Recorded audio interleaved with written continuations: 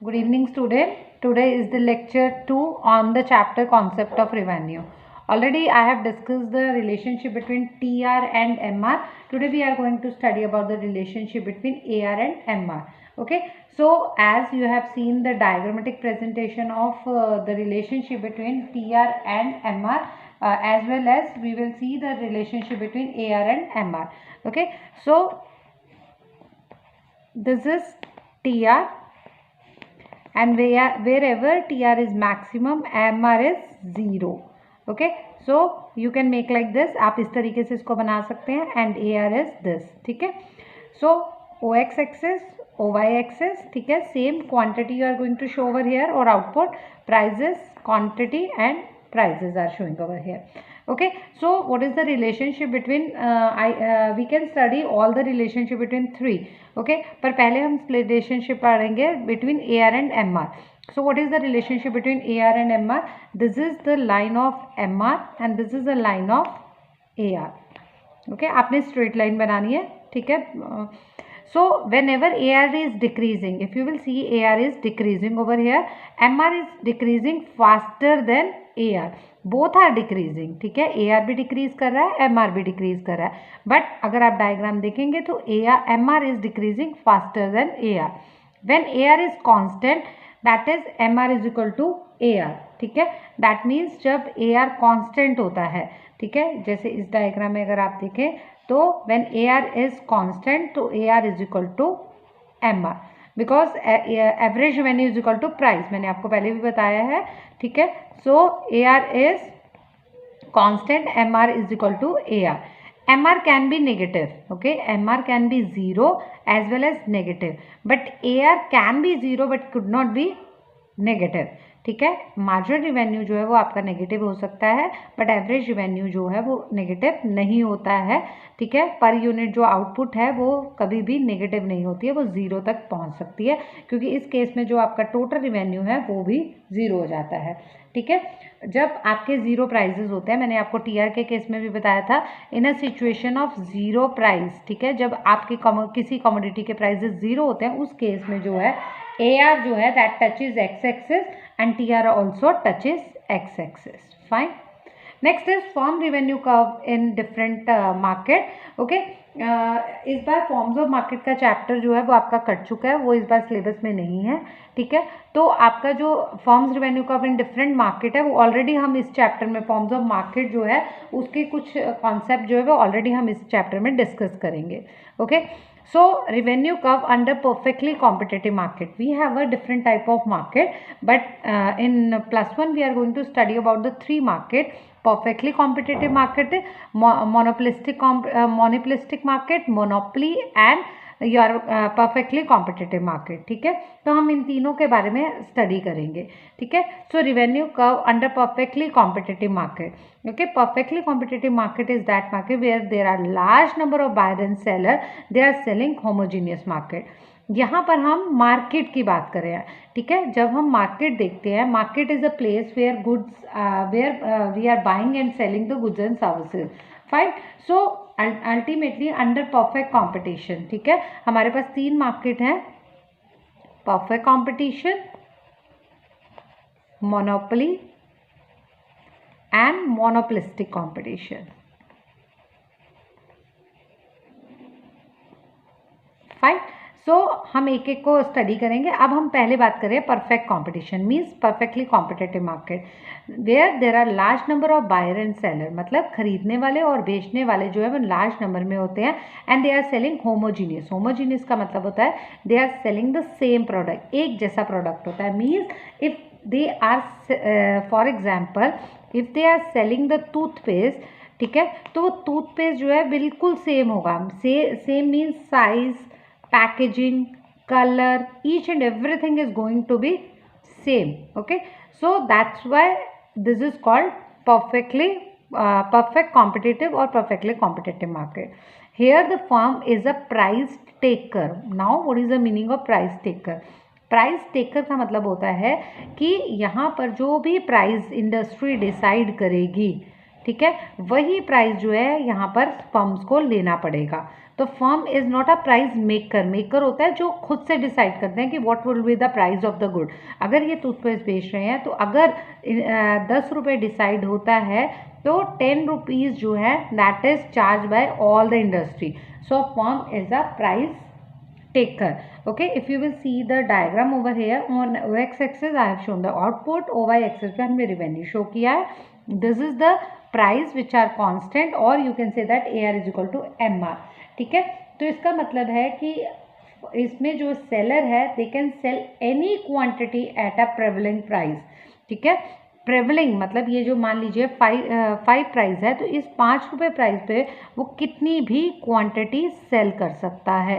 He can sell 1 2 3 4 कितनी भी quantity को सेल कर सकता है।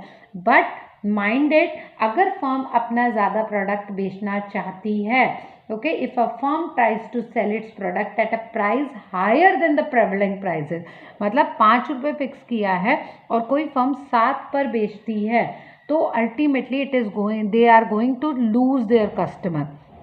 रीज़न प्रोडक्ट होमोजीनियस है, बिल्कुल सेम प्रोडक्ट है। अगर आपको मार्केट में सेम प्रोडक्ट जो है एक फर्म 5 रुपये का दे रही है और दूसरी फर्म आपको 7 रुपीज़ का दे रही है तो अल्टीमेटली जो है आपके कस्टमर लूज होते हैं, बिकॉज कस्टमर जो है उसे पता है कि जो प्रोडक्ट है सेम क्वालिटी का है, ओके, एवरीथिंग इज सेम, तो why the consumer will pay more for the same commodity. Fine, so perfectly में buyer and seller large number होते हैं, एक जैसा प्रोडक्ट बेचते हैं, फर्म प्राइस टेकर होती है, मेकर नहीं होती है। It means what ever the price is decided वो उसी प्राइस पर बेचती है। नंबर 3, अगर फर्म को सेल ज़्यादा करना है तो उसे प्रिविलेज प्राइस पर ही बेचना है। अगर वो उससे ज़्यादा प्राइस पर बेचती है तो firm is going to lose their customer. ठीक है, क्योंकि बहुत सारी अदर फर्म्स मार्केट में हैं जो कि सेम प्रोडक्ट बेच रही है। Next one is the demand revenue under monopoly. Monopoly is a market where there is only single seller, okay, monopoly एकाधिकार, ठीक है, जिसमें फर्म का एकाधिकार होता है, means there are not large number of buyer and seller, there are large number of buyer but only one seller। ठीक है, लार्ज नंबर ऑफ बायर होते हैं, खरीदने वाले बहुत होते हैं बट बेचने वाला सिर्फ एक होता है, okay. And monopolistic is a price maker. Maker means they are the only one seller, ये अकेले सेलर है, so they can charge any price from the customer as they want. जैसे रेलवे है, ठीक है, सो railway has their monopoly. If railway wants to increase the price of a commodity तो वो प्राइजेस को कोई भी चार्ज करती है। जैसे आपने देखा होगा कि रेलवे में एसी के अलग प्राइजेस है, जर्नल के अलग प्राइजेस हैं, ठीक है, तो हर एक के अलग अलग प्राइजेस हैं। सो मोनोपोलिस्टिक प्राइस मेकर होता है, जो भी प्राइस रखना चाहे वो प्राइस रख सकता है। He can fix whatever price he wish to, okay, but minded again, अब मोनोपोलिस्टिक जो है उसे भी अगर ज़्यादा सेल करना है तो ही has to lower the prices. ठीक है, क्योंकि आपको ज़्यादा बेचने के लिए, क्योंकि there is a negative relationship between price and demand. इसका मतलब है कि अगर प्राइजेस बढ़ते हैं तो डिमांड कम होती है। ठीक है, मोनोपोली एकाधिकार होता है जिसमें एक सेलर होता है, बायर ज़्यादा होते हैं, फर्म प्राइस मेकर होती है, मतलब प्राइस को डिसाइड करने वाली होती है, कोई भी प्राइस ले सकती है, बट माइंडेड कहीं ना कहीं नेगेटिव रिलेशनशिप होता है, इसीलिए फर्म को अगर ज़्यादा सेल करना है तो उसे अपने प्राइजेस को कम करना पड़ेगा। ठीक है, और इसमें अगर AR फॉल करता है तो MR इज ऑल्सो फॉलिंग। ठीक है, but here AR is greater than MR। ठीक है, क्योंकि यहाँ पर कोई भी फर्म का सब्सटीट्यूट नहीं होता है। फाइन, फर्म का कोई सब्सटीट्यूट नहीं है, अगर फर्म उसी फर्म से जो है वो खरीदा या बेचा जाएगा।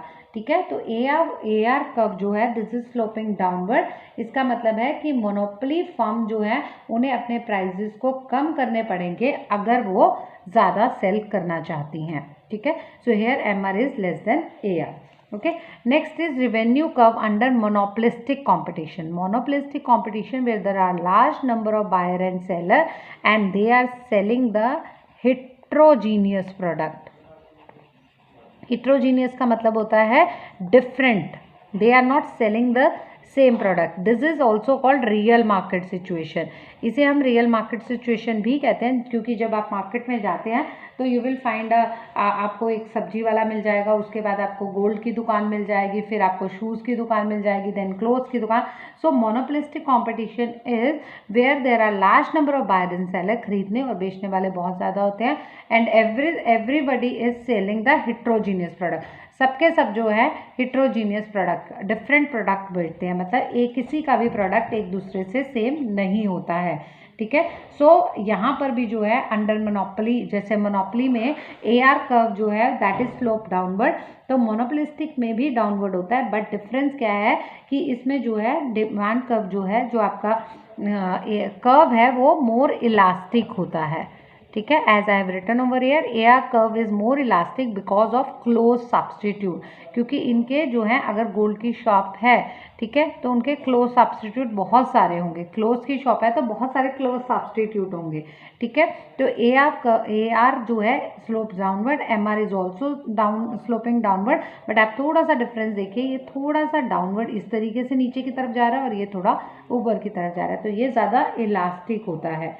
ठीक है. क्योंकि there are if there would be a question कि क्यों ज़्यादा इलास्टिक होता है मोनोपोलिस्टिक कंपटीशन में, so the reason is because there are close substitute. ठीक है. मोनोपोली में सब्सटीट्यूट नहीं होते हैं, मोनोपोलिस्टिक कंपटीशन में सब्सटीट्यूट होते हैं. इस substitute I hope it is clear, क्योंकि मैं already theory of demand chapter में बता चुकी हूँ.